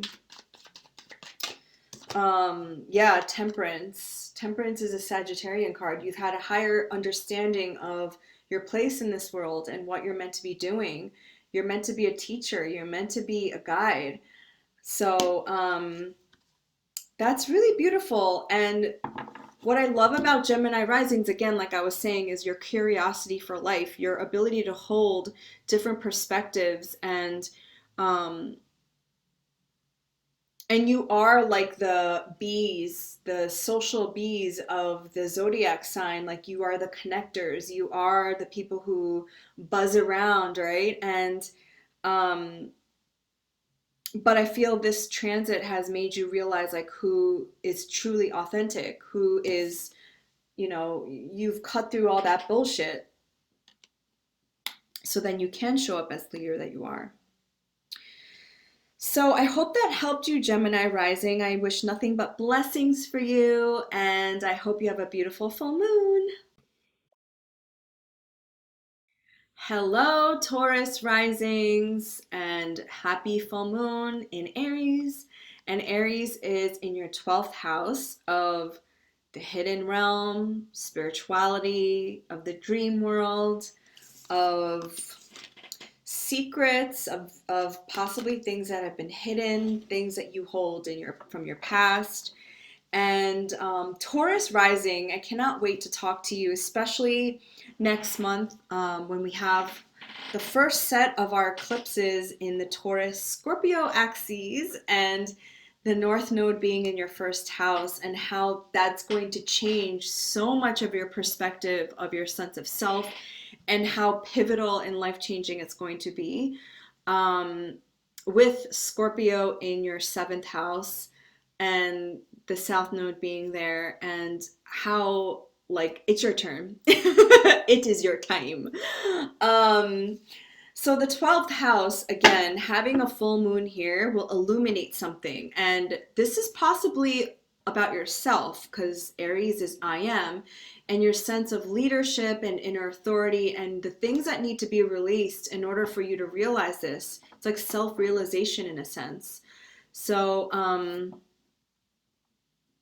Taurus is such an embodied sign. Taurus is like your sense of groundedness, security. It's ruled by Venus, and it's very sensual. And having Aries in your 12th house is such an interesting place, because Aries is a cardinal fire sign, which is about taking action. But the 12th house is not necessarily about taking action. The 12th house is really about mystery and the subconscious and things that are hidden. So I feel like this is more about having things being revealed to you, possibly even in your dreams, about yourself that are going to help you, self-actualize yourself and your place in this world. And you're going to really learn more about this starting next month in November. And I feel like this is like the preamble to that. And I said this in Leo rising, but Taurus, you are another fixed sign. Leo, Aquarius, Taurus, and Scorpio. And fixed signs don't like change. Fixed signs are fixed. They're in the middle of the season and they hold the energy. So all the fixed signs are being invited to, be a little bit more malleable, be a little bit more open. And Uranus is transiting your first house. So already you're being asked to shake things up about your sense of self and your sense of being in this world. And I'm sure it has been a little jarring sometimes. And Aquarius being in your 10th house of career, and the highest point of your chart, with Saturn and Jupiter being there, with the Saturn and your Uranus squares, it's like your sense of self is 100% related to how you show up in the world and your job and your career. The 10th house isn't about your job, it's more about your legacy and your career and your visions for yourself. So the first house in Taurus squaring, and the last squares in December, your 10th house, you've had to shake things up. You've had to shake things up in the way that you show up at work, in your career, what you want to do for the future, but also your sense of self. So pivotal moments for you, Taurus risings, and I don't say that lightly, but ultimately it's going to make you into a better being, a more evolved being, a more awakened being, and more to come with the North Node in your first house. Whew. And let's see what the messages have for you here.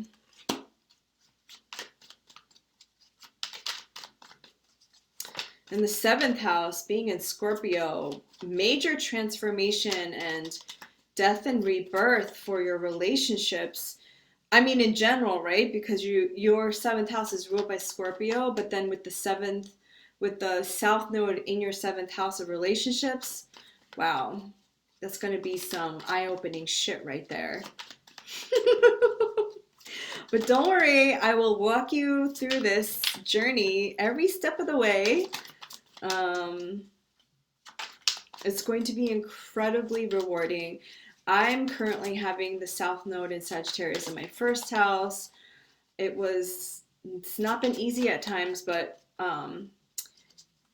I feel like a different person, and in the best way possible. So let's see what else. And I'm using the Santa Muerte Tarot, which is inspired by the Day of the Dead, Dia de los Muertos, which I know they celebrate in Mexico. And I felt this appropriate because I feel like all of us collectively are going through some a death phase of our sense of self and our lives. And from the death comes the rebirth, which is why I love Scorpio season so much. And the imagery is also really beautiful. Yeah, so I feel like there's going to be a huge opportunity during this full moon in why do I keep wanting to say Aquarius? Oh, because I said your 10th house is in Aquarius, but your first house, um, yes, because your first house is Taurus, which Uranus is there, and Uranus is the modern ruler of Aquarius. So I also feel like you've been very affected by these Uranus Saturn squares, and maybe you felt a little stagnant in your career as of late, but it's going to get better with Saturn and Jupiter moving forward. Okay, so some of you are manifesting like some kind of opportunity. This is one, so it's more like inspiration, some kind of like lightning bolt, right? And normally with lightning bolt, I would associate with the sword, but, and it did come out, the Page of Sword, but I'll get to that in a second. But this is more of like you're manifesting almost like a new vision, a new, like just more passion, more desire in your life.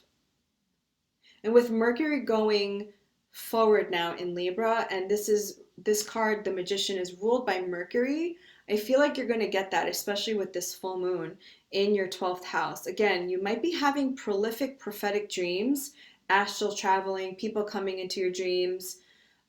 This is an Aries card. So Aries being in your 12th house of the dream world, you might be getting some visions, some dreams.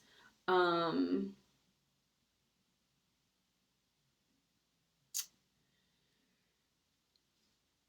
but I feel like you're manifesting something different, something, something that has to do with your passions and your desires. Okay? And I think with the Page of Swords, you're going to get this flash of insight. This flash of like all of a sudden one day you're going to open up Instagram, because I also associate this with social media. You're going to all of a sudden get this like aha, like this download, like this insight, like this all of a sudden like awakening moment, right? Because Uranus is transiting your first house, and Uranus is associated with lightning, with just like like a random jolt of lightning, or even like body sensations or body chills, or like you hear a word or you hear a name or you hear something and you get like a chill, you get the hairs in the back of your neck going up, or you see a sign in synchronicity, and maybe sometimes you'd be like, oh, that's a coincidence, but now you're paying attention.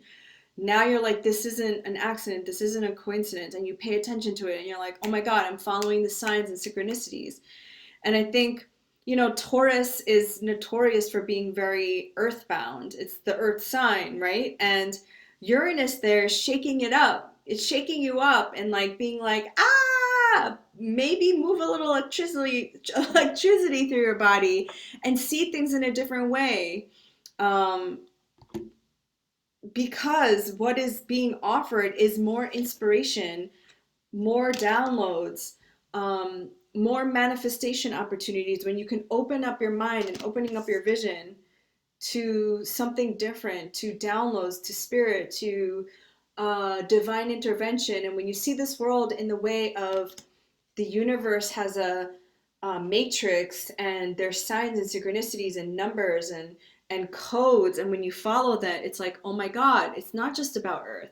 Being earthbound and embodied is so important, especially if me as a fire and air sign, I constantly have to ground myself. But if you're too much in that, then you miss the magic of life, the magician.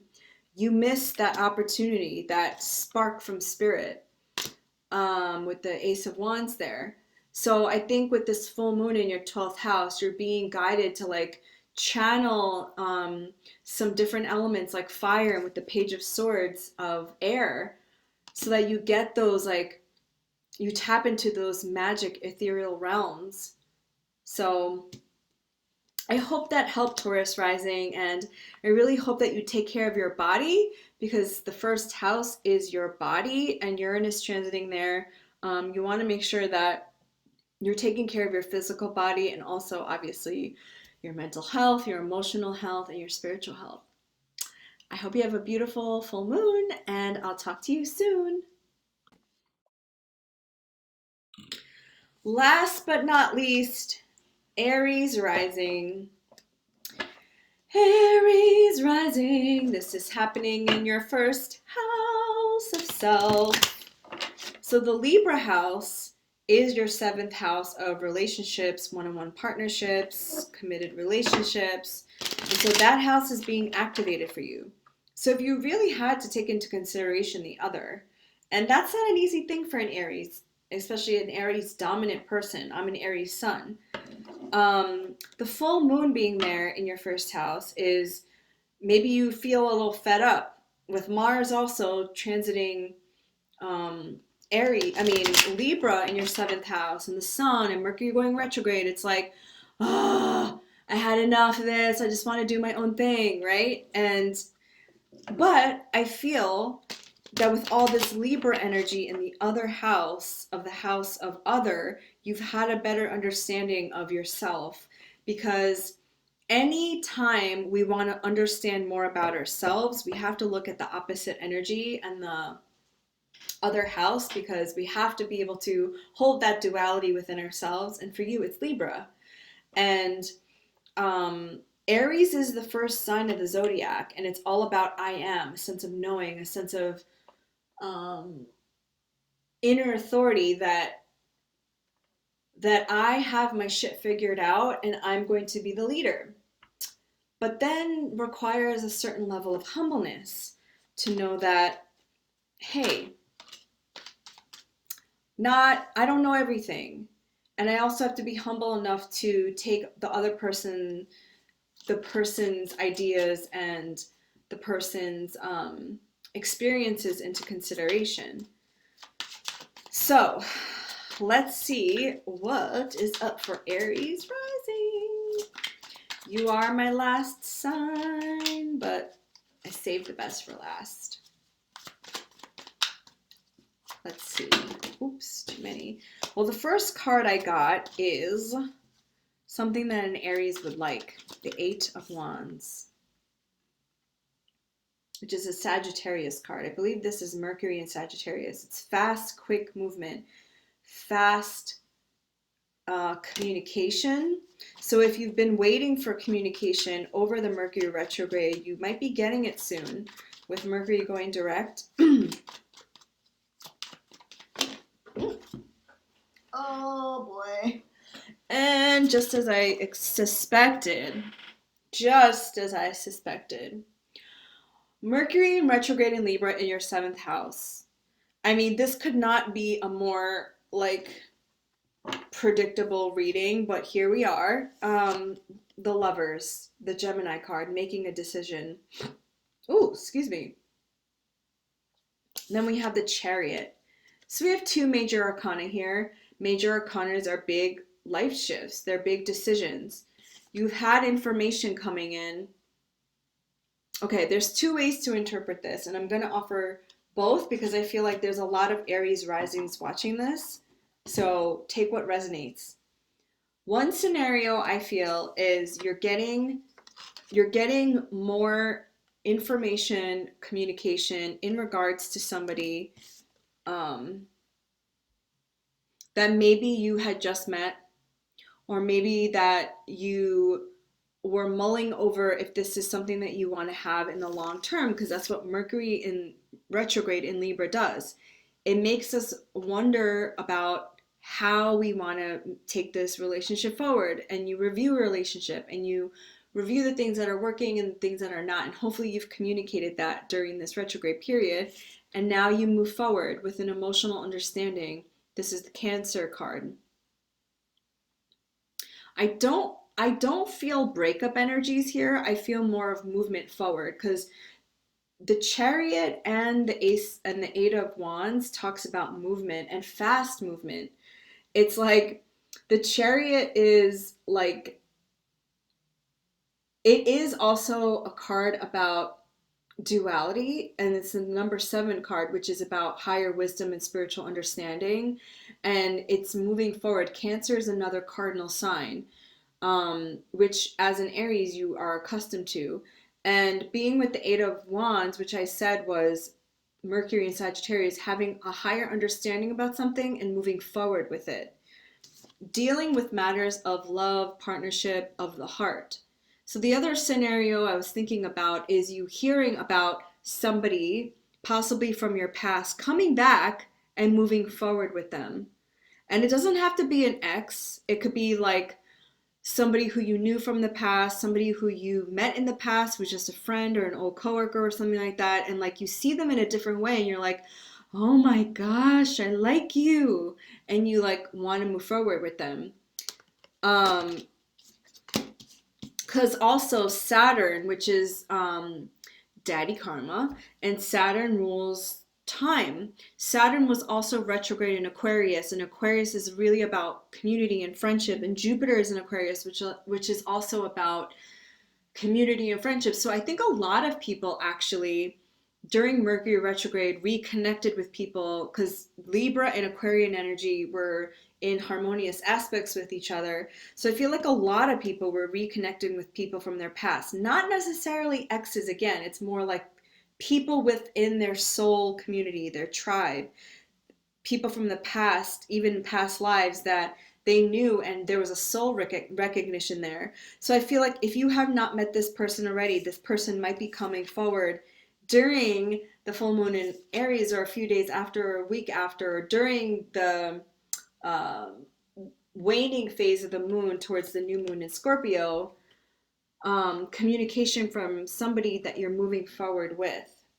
And that's super exciting, I have to say. Having Libra in your seventh house, the place of relationship and partnerships, um is like duh, you know, like that's where this full moon energies would be talking about if you were an Aries rising. And having these retrogrades made you also have self reflection about how you want to give and receive in relationships, and maybe having more compromise and diplomacy over relationships, and really doing some self reflection of how you also play a part in the we, not just the me, but the we. And I have to take this advice for myself because I'm an Aries sun. So thank you so much, Aries rising. And if you've made it this far and you decided to watch all of the rising signs, thank you so much for watching. Thank you for being here. I send you all so many full moon and Aries blessings. I hope you love this video. If you do, don't forget to subscribe, like, comment, share, and I'll see you in the next moon phase.